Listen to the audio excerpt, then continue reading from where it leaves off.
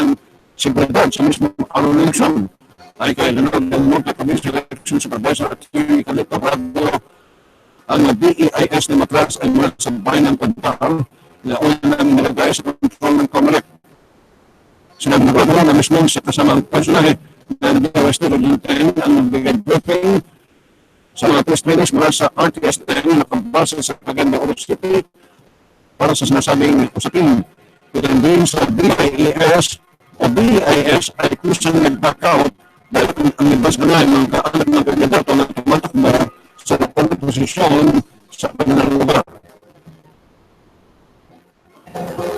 Naging nagpagpapayang siya gawa ang final testing ang selling sa 606 bulk counting VCMs sa lahat ng mga cluster presensya plan ay kaya Roberto Salazar at Plan Project Supervisor ang dali sila section sa list. Nagkakalit Salazar wala na ba sa plan na natukoy ang COMELEC na hotspot at home selection related to violence. Nagmamahal ang Philippine Atmospheric Geophysical and Astronomical Services Administration ng pag-asa sa pagkakaroon ng hailstorm at pagbulaan ng yelo ngayong Mayo. Ayon sa Bureau, pag-asa bunga ang hailstorm na matinding init sa kalapaan sa El Niño phenomenon. Nadalasan niya ang nangyayari ang hailstorm tuwing Mayo kasabay ng mga thunderstorms sa ganitong panahon. Pero pagkawalid ng pag-asa, madalas na itinadanasan ang thunderstorm sa kanilang bahagi ng bansa ay hindi ibig sabihin na kalapit ng takaran. Kung siyempre nakakara ang takaran sa pagpasok ng Southwest Monsoon o habagat sa buwan ng Hunyo. Ang pagpapakipensala sa nagpapura ng bansa dahil sa naranasan El Niño phenomenon sa ulat ng Department of Agriculture and DA namansak na sa 300,000 tons ang output ng bigas sa bansa. Mas mataas na ito sa unang pagtaya ng Department of Agriculture na umakang buwan. Dito ang 200,000 tons na rin ng mais o corn ang nalagay sa ekonomiya ng bansa kung saan naaamot sa 2 bilyong piso ang kabawang pinsala sa agrikultura dahil sa matinding tagpo. Sa pagpapalito at pagpapalito hanggang sa buwan September, ang mas makuyan ang naranasan tagpo sa Region 10 o Northern Mindanao. Kadalang sa mga apektado ng tagtuyot ay ang mga nalulungan ng Bukidnon, Camiguin, Davao del Norte, Misamis Occidental at Misamis Oriental ay kay Balita at Church pagkas ng Mindanao Regional Services Administration Church o IC sa Camiguin Island mararanasan ang tagtuyot hanggang sa buwan ng September. Habang ang Camiguin naman ay hanggang sa Hunyo para makakaranas ng tagtuyot. Base sa datos ng Department of Agriculture DA, umabot na sa aros 6,000 magsasaka ang apektado ng tagtuyot sa nasabing rehiyon. Nasa 28,893 hectares naman ng patalim ng mais ang nasirana ay kaya ODG maagad DA Supervising Agriculturist na daanan na sila ng tulong sa mga magsasaka ganang pagbibigay ng pump equipment, hybrid at certified seeds, fertilizers at gamot para sa livestock.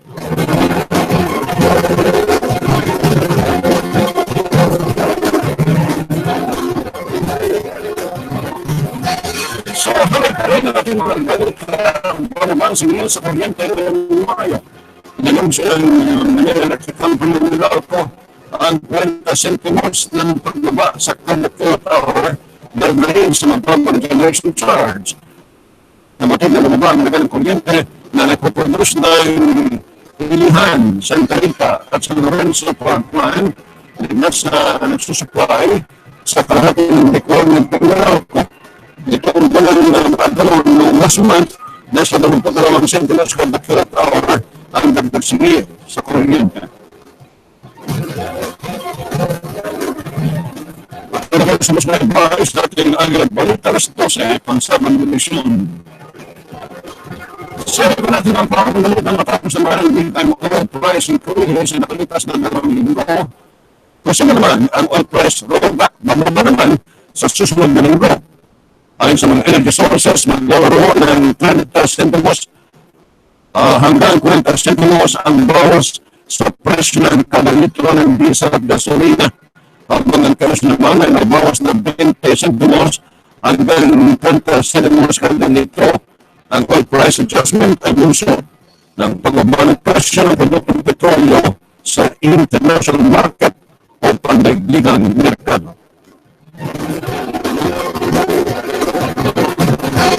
Pagkatapos ng eleksyon sa Lunes, nakatandang magtulong ang pinakamalaking grupo ng transportation sa Centro Visayas upang pag-usapan ang kanilang hiling na dagdag pasahe.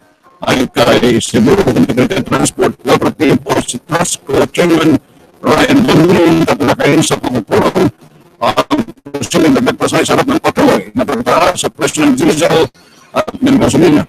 Ay si TRASCO magkabagdan hiling ng tas pamasahe ang mga jeep na drivers sa lalaro ng Cebu dahil talagang wala silang halos kinikita sa pamamasala kasunod ng serye ng taas presyo sa produktong petrolyo.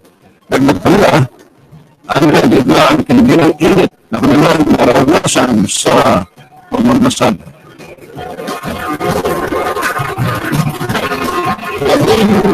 Mga trabahong paralan sa Coleto Universidad sa Region 12 ang nagpahayag na magtratas sila ng PCP sa dati na pasukan sa Hulyo.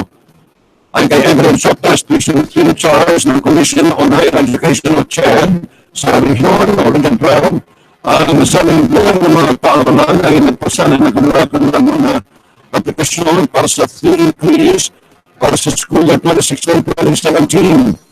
Ito ay kinabibilangan ng 6 na paralan sa Coronadal City, 4 sa Kitapawan City, 3 sa Cotabato City, 2 sa North Cotabato, 2 sa Darong Universidad naman mula sa Student Canarat, at 1 sa South Cotabato. Sa mga balita na akuralan sa reklamo ng sorong sa dalawang nating mahal ng bayan ng Labrador sa lalawigan ng Pangasinan, ay kay Senior Inspector Dennis Pansok ng Labrador Police Station tumagalaman ng 5 oras ay nasabing sunod kagabi na naman 3 barangay ang nakakasakop sa bundok-bundok bahagi na naapektuhan. Kinabibilang natimbahan ng mga barangay ang mga barangay San Jose, Barangay Poblacion at Barangay Tubuan kung saan nagsimula ang sunog. Maliban sa bayan ng Labrador, nagkaroon ng sunog sa bundok-bundok bahagi ng Barangay San Roque sa bayan ng San Manuel ng taunang nangyari aling sa residente at dalang matinding init ng panahon. Samantala nagpaabot ng pagkabahala ang ilang Pilipino worker sa Fort McMurray sa Alberta, Canada dahil sa patuloy na wildfire. Ayon sa isang Pinay caregiver, halos 80% ng mga kabahay ang nasunod sa Amasan Heights. Nasunod din ang kanilang pinitihan pati ng araw sa Canada at kaning papeles na lamang na ligtas nila kasama ang tigisang karton ng damit. Ilang apektado na sila naman ang lumikas sa Calgary.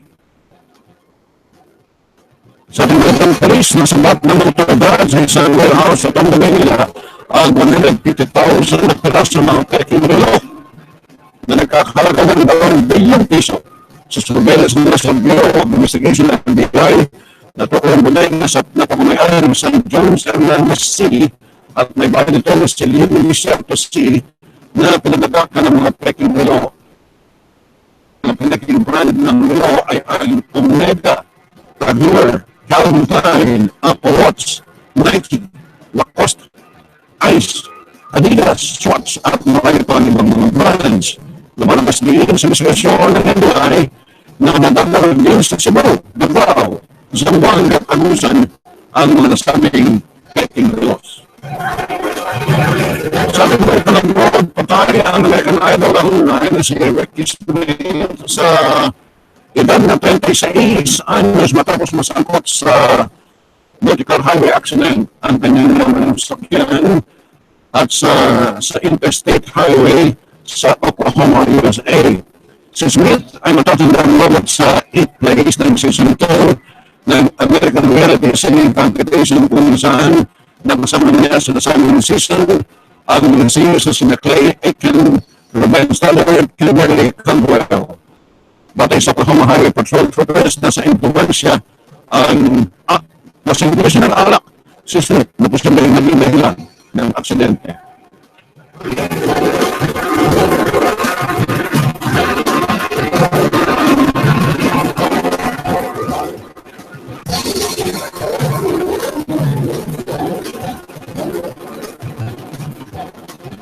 Pag-elections by maayos natin Agilitas 12 ang sabang negasyon at ngayon sa ating magandang pangkalusugan.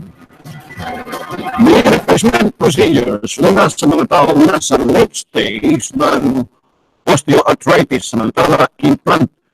Nagagamit ito available na sa Pilipinas ng mga ganito sa amot kayo ng kapatayang halaga. Pakinggan natin ang detalye mula kay Agla 27 Belsora del Paso. Yes, available na nga sa Pilipinas ang implant na para po sa mga taong dumaranas ng late stage ng osteoarthritis. Ang osteoarthritis ay isang uri ng arthritis na nakapagdudulot ng pananakit, pamamaga at paghihirap sa paggalaw ng mga joints o kasukasuan. Ito ay maaaring mangyari sa alinmang joint sa katawan, ngunit mas karaniwang nararamdaman sa kamay, sa tuhod, sa balakang at sa spine. Ayon kay Engineer Jude Sasing, isang bioengineer, biomedical engineer, narito na sa Pilipinas ang implant na ginagamit para sa procedure na tinatawag na knee replacement. Ito ay ginawa dito sa Pilipinas sa pakikipagtulungan ng Philippine Council for Health Research and Development o PCHRD sa pangunguna ni Executive Director Dr. Jimmy Montoya. Sa kauna-unahang pagkakataon ay nakipag-partner ang isang government agency, ang PCHRD at private company, ang Orthopedic International Incorporated na pinangungunahan naman ni Dr. Ramon Gustilo, isang orthopedic surgeon. Private company na gagawa ng implant para sa knee replacement. Ayon kay Dr. Gustilo, ang matagumpay na knee replacement ay tatagal ng 20 hanggang 25 taon at sa kasalukuyan ay laganap nito sa ibang bansa. Kaya naman ang kanilang advokasya ay makilala ito sa Pilipinas. Sinasabi pa ni Dr. Gustilo na abot kaya ang halaga ng implant na noon ay mabibili lang sa ibang bansa. Ngunit ngayon ay narito na at mga Pilipino bioengineers ang may gawa. Agila 27, Bel Serrara, and I'm 1 with 25. Thank you, Bel Serrara. Kung magiging natin kailangan, sasabihin ko siya, paayos naman yung tuhod. Nagkaroon ng replacement ng Bel, yung sasabihin ko siya, lahat ng Europe, naging senador, naging vice president, naging president. Ang kami. Kaya nagiging natin natin. Walang kita sa Pilipinas yung technology yan. Maraming salamat sa information. Nagmalawa ka sa natin pagmamot ng mga pinakaroon pangyayari ng ganap sa mga paglabas ng ating bansa tampok sa ating Balita 12 para sa relasyon. Samantala sa alam natin mga nakasama sa ating economic surveys at kay Jim Ramos sa subject at kinate Laila Tumanan kay Kuya Nelson Lobao at sa mga reporters natin na nakatalap ako, mismo yung busy kayo. Nawala ko ng 1969 election. Well, 1969 election ako kami sa Balita Theater. At doon sa display ng doon na yun ng Delta. 1969 election, ha? Presidential election yun. Naku po, namuna ang report ng Eagle Board, kinikabot na ito. Namuna tayo nun. Nagtataka sila ngayon. Parang nag-Eagle Broadcast nila pa namuna sa atin. Naku po, naman sila sa ibang Jim, ha? Sila sa ibang sa SB. Sa bawat Rock City, San Fernando, Davao, Leon. Ayan. Doon nakita ang Eagle Broadcasting Corporation kung paano natin sinagawa ang election coverage noong 1969. Ito na lang, yung tanong. 1970, 1926, 27 years ago. Tama, unang matagtag ang DCS ang Eagle Broadcasting that was in 1968. After a year also, 1969, yung convention ng election na hindi nakakalimutan yun. Tinala natin lahat ng mga ganito. Lahat ko na muna sila ng bindisyon. As you guys said, bunto na hayat. Ang Eagle Broadcasting Corporation ay kayang makipagsabayan. Alam mo, kasi kanina nila ng dalawa. Okay, buko naman ako nga pala, alas 4 alas 5, Jen, happy buhay, guess ako doon, ha? Mag-e-end sa mga doon, na kunyari. Then, meron pa yan, happy buhay, Lucas, alas 9, alas 10, na dali. Pero, natin pet news, pet pito, may corazon, Lucas doon, alas 4, alas 5, pet news, sa Net25, sa Lucas, sa mga sasyon ng Radyo Agla. Maraming salamat. Bella, at si Ate Bella, sasamayin sa Singapore. Maraming salamat po din. Ayun ko, kapito sa Morang Guerrero for Beverly Convent Guerrero. At weekend, yung kumbaga natin na yung pagkakaisa natin, walang dyan. Walang sisira dyan. Walang natataksin dyan. Walang natatride ko dyan. Pagbulat-bulat pa kayo. Wala yung bonnet nyo. Wala naman tagbula. Wala yan. Matagal na akong ano. 50 years na ako sa broadcast. Wala 50 years na ako ngayon. Diyan ko nito. Pero wala. Hindi magtatagal pa yung mga ginagawa niyan. Maraming salamat po. Happy weekend. God bless.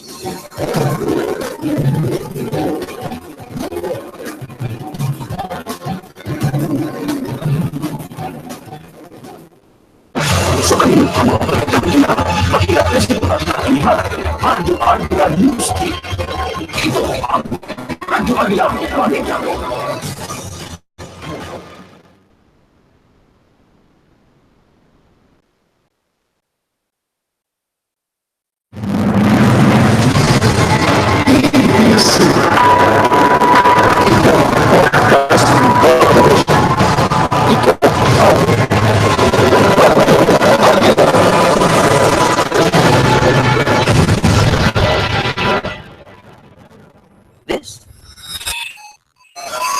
is the TED Radio Hour. Each week, groundbreaking TED Talks. TED, technology, entertainment, design. Is that really at TED conferences around the world. It's just the human imagination. We've had to believe in impossible things. The true nature of reality beckons just beyond those talks, those ideas, adapted for radio. From NPR. I'm Guy Raz. Coming up. As we age, I think that we're afraid of suffering. Most people do want to live long. We've got to do something that nobody has today. It's something that you did not think would ever be possible. But it's not inconceivable. Longevity happened. So you have to wonder, what will my future be? This episode, The Fountain of Youth. First, the news.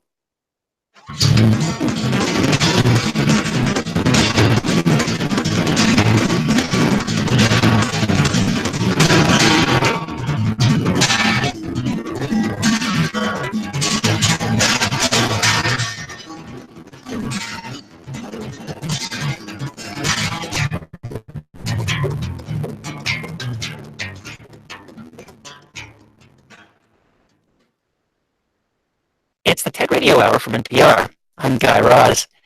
About a decade ago, writer Dan Buettner went on a quest for something as old as human history. The Fountain of Youth. And after traveling all over the world, researching people who live longer than anyone on the planet, often well into their hundreds, Dan may have found it. Beans. The cornerstone of every longevity diet in the world is beans. Beans. Wow, that's the secret? I argue that if Americans could eat about a cup of beans a day, we'd see a life expectancy of our country go up from 2 to 4 years. Wow, ounce for ounce as much protein as meat, full of antioxidants, fiber, and they actually set up your gut flora so that healthy bacteria can thrive instead of the bacteria that causes inflammation and obesity. Wow, they're amazing. Yeah. I make a great vegan chili with like 5 different beans and soy chorizo. Awesome. I'm coming over. Yeah, I'm going to make it tonight. Actually, I got navy beans, pinto beans, my God. Okay, so to be clear, beans alone won't do much for you, but they happen to be one of the common things that people in very specific places around the world tend to eat. Places Dan Buettner calls blue zones. Okinawa, Japan, the highlands of Sardinia, a small island off the coast of Turkey called Ikaria, the Nicoya Peninsula of Costa Rica, and in the United States, the Seventh-day Adventist in Loma Linda, California. People in all these places live longer on average than anyone else on the planet.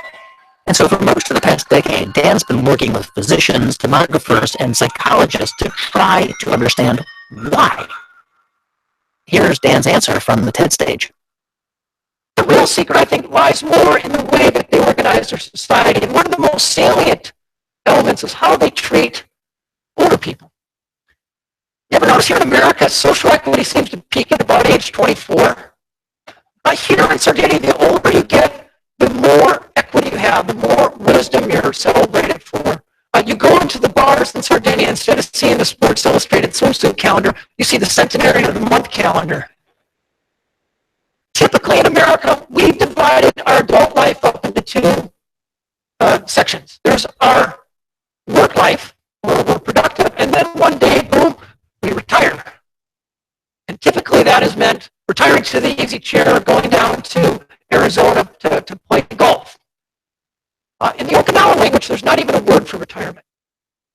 Instead, there's one word that imbues your entire life, and that word is ikigai. And roughly translated means the reason for which you wake up in the morning. Now imagine how that idea that waking up with purpose could be the secret to a longer life would have sounded just a century ago, when even in the developed world, you were lucky to make it past 50. But since 1900, global life expectancy has doubled, and researchers like Dan Buettner are just beginning to uncover how to push it further. So today on the show, the scientific breakthroughs and the ideas behind how we might all live longer and even better lives. How, in some ways, we're getting closer to the fountain of youth.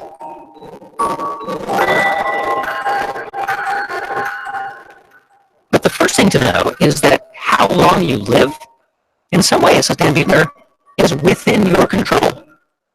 But if you ask the average American what the optimal formula of longevity is, they probably couldn't tell you. The fact of the matter is there's a lot of confusion around what really helps us live longer, better. Should you be running marathons or doing yoga? Should you eat organic meat or should you be eating tofu? When it comes to supplements, should you be taking them?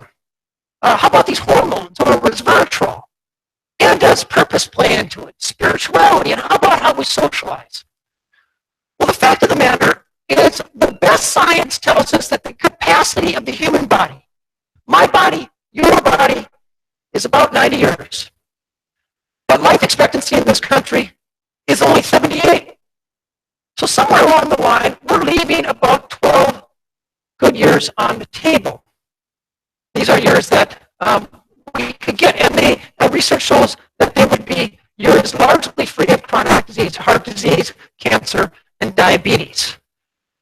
We think the best way to get these missing years is to look at the cultures around the world that are actually experiencing them. Areas where people are living to age 100 at rates up to 10 times greater than we are. Areas where life expectancy is an extra dozen years. The rate of middle-age mortality is a fraction of what it is in this country.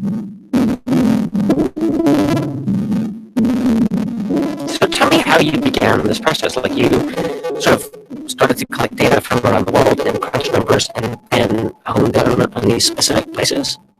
Well, I'm an explorer, and I was doing an expedition in Okinawa in 2000, and there was this little-known set of islands in South Pacific that had the longest disability-free life expectancy in the world. And I thought, well, there's an interesting mystery to explore. And I had a real facile exploration.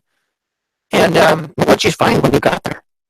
Essentially a population that's eating mostly a plant-based diet, really strong social networks from an early age. They call them MOIs, committed social networks.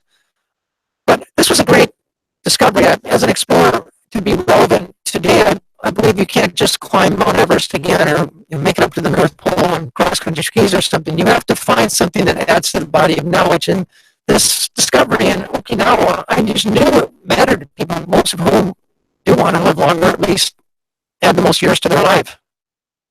We found our second blue zone about 125 miles off the coast of Italy on the island of Sardinia, but only up in the highlands, an area called the Nuoro province.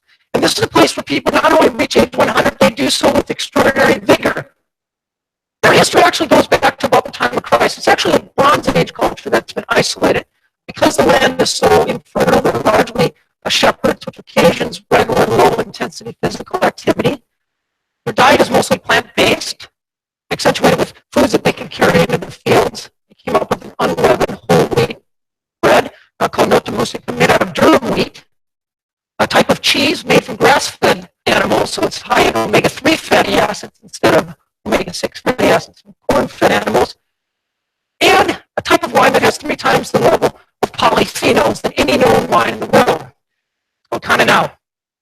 Sardinians live in vertical houses up and down the stairs. Every trip to the store or to church or to their friend's house occasions a walk. When they do intentional physical activity, it's things they enjoy. They tend to walk, and they all tend to have a garden. So this is common in all the blue zones you study, actually, right? I mean, even the oldest people are still really active, and retirement is just like not a thing. That's right. There's never this sort of artificial punctuation between your useful life and then your life of